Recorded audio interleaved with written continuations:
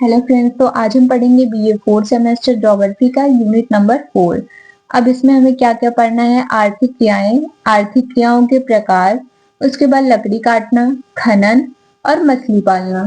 तो फर्स्ट हम शुरू करते हैं आर्थिक क्रियाएं।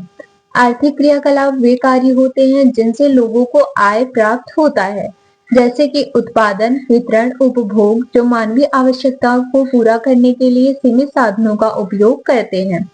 जैसे सिंपल में है कि कोई मनुष्य है, वो अपनी जरूरतों को पूरा करने के लिए जब कोई कार्य करता है और उस कार्य से उसे पैसों की प्राप्ति होती है, तो उसे ही हम आर्थिक क्रियाकलाप कह सकते हैं।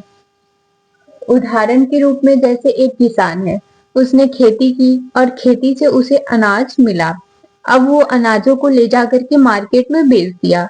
अब अनाजों के बदले उसे धन मिला। तो ये क्या हो गया फिर? आर्थिक क्रिया। अब आर्थिक क्रियाएं कितने प्रकार की होती हैं? तो आर्थिक क्रियाओं को मुख्य रूप से 3 भागों में बांटा गया है। पहला है प्राथमिक क्रियाकलाप, जिसे प्राइमरी एक्टिविटीज कहते हैं। दूसरा है द्वितीयक क्रियाकलाप, जिसे सेकेंडरी एक्टिविटीज कहते हैं। और तीसरा है तृतीयक क्रियाकलाप, जिसे टर्सरी एक्टिविटीज कहते हैं। तो उसके बाद हम देखेंगे कि प्राथमिक क्रियाकलाप क्या होता है। ये वो क्रियाएं होती हैं जो सीधे तौर पर प्रकृति से प्राप्त संसाधनों से जुड़ी होती हैं। उदाहरण के रूप में कृषि कार्य, लकड़ी काटना, मछली पकड़ना, खनन, आखेट, वन वस्तु संग्रह करना आदि कार्यों को प्राथमिक क्रियाकलाप के अंतर्गत रखा जाता है।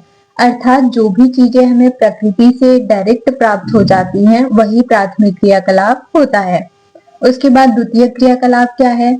इसके अंतर्गत जो प्राथमिक क्रियाओं से प्राप्त वस्तु होती है, उसे उपयोगी बनाने के लिए जब उसके गुणों में परिवर्तन कर दिया जाता है, तो उसे ही द्वितीय क्रियाकलाप कहते हैं।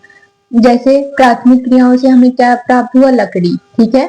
अब उसे महंगा बनाने के लिए हम लकड़ी को जो है फर्नीचर में, बेड में या फिर किसी भी चीज में परिवर्तित कर देते ताकि वो महंगा बिके, तो इसे ही द्वितीय क्रियाकलाप कहते हैं।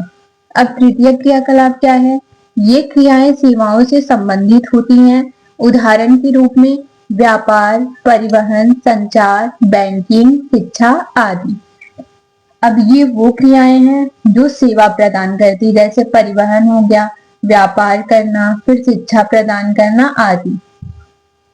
अब उसके बाद हम देखेंगे कि मछली पकड़ना क्या है।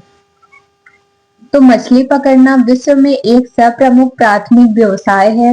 मछली पकड़ना एक महत्वपूर्ण आर्थिक और खाद्य सुरक्षा गतिविधि है, जो दुनिया भर में लाखों लोगों को रोजगार देती है और खाद्य आपूर्ति में योगदान करती है। आधुनिक युग में मछली पालन का विकास एक उद्योग के रूप में किया जा रहा है। तो मछली पकड़ना प्राथमिक क्रियाएं हैं। तो प्राचीन काल में क्या अभी भी है, अपनी जीविका को चलाने के लिए लोग प्राथमिक क्रियाओं में मतलब लगे हुए थे।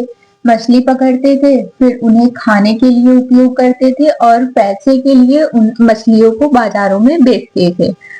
तो उसके बाद अब हम देखेंगे मछली पकड़ने के लिए अनुकूल दशाएं। तो शीतोष्ण जलवायु होनी चाहिए और पर्याप्त जल होना चाहिए। मत्स्य आखेट की सुविधा होनी चाहिए। तो मछली पकड़ने के लिए कौन कौन सी दशाएं हैं? कि जलवायु अच्छी होनी चाहिए और जल भी पर्याप्त होना चाहिए, और उसके बाद मछली पकड़ने के लिए सुविधा होनी चाहिए। अब उसके बाद हम देखेंगे लकड़ी काटना। लकड़ी काटना प्राथमिक क्रियाकलाप है। विश्व की बहुत सी आदिम जनजातियां लकड़ी काटने के कार्य में लगी हुई हैं। लकड़ी काटने का कार्य उष्णकटिबंधीय क्षेत्रों में मुख्य रूप से किया जाता है। इन क्षेत्रों में साल, सागौन, चंदन, राजबूत आदि वृक्षों को फर्नीचर बनाने के लिए काटा जाता है। और जो शीतोष्ण कटिबंधीय क्षेत्र है, वहां पे लकड़ी काटने का कार्य कोटधारी वनों के क्षेत्रों में होता है। यहाँ लकड़ी व्यापारिक दृष्टि से काटी जाती है। कनाडा, नॉर्वे, फिनलैंड व संयुक्त राज्य अमेरिका में लकड़ी काटने का कार्य बाजारी मांग के लिए व्यापक रूप में किया जाता है। अब देखो, लकड़ी काटने का जो कार्य है वो प्राथमिक क्रियाकलाप के अंतर्गत आता है। तो विश्व की बहुत सी आदिम जनजातियां ऐसी हैं जो लकड़ी काटने का कार्य करती हैं। और ये लकड़ी काटने का कार्य हम क्यों पढ़ रहे हैं, क्योंकि देखो ये भी आर्थिक क्रियाकलाप में आता है।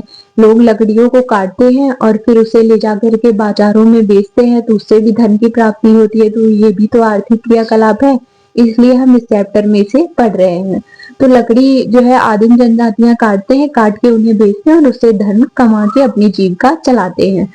तो इसमें ये बताया गया है कि कहाँ-कहाँ पे कौन-कौन से लोग लकड़ियाँ काटते हैं और लकड़ियों से क्या बनाया जाता है। तो आप देख लीजिएगा। उसके बाद हम देख रहे हैं खान खोदना। तो पृथ्वी में अपेक्षाकृत अधिक गहराई से भूमिगत खनिजों, धातुओं एवं धात्विक खनिज को बाहर निकालने की प्रक्रिया को ही खनन कहते हैं।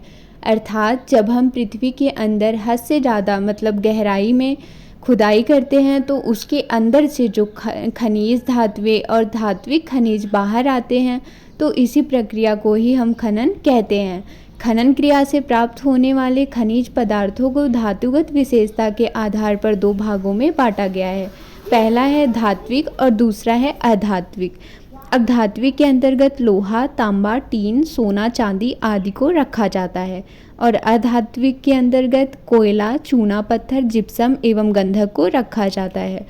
तो यहाँ पे यूनिट 4 आपका ख़त्म हुआ। अगर आपको वीडियो पसंद आई हो तो प्लीज़ लाइक एंड सब्सक्राइब कर देना, और अगर इससे रिलेटेड आपको कोई डाउट हो तो कमेंट करके पूछ सकते हैं। Thank you for watching.